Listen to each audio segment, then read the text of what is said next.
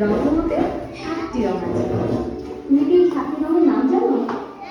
আচ্ছা, আমি তোমাকে বলে দিচ্ছি।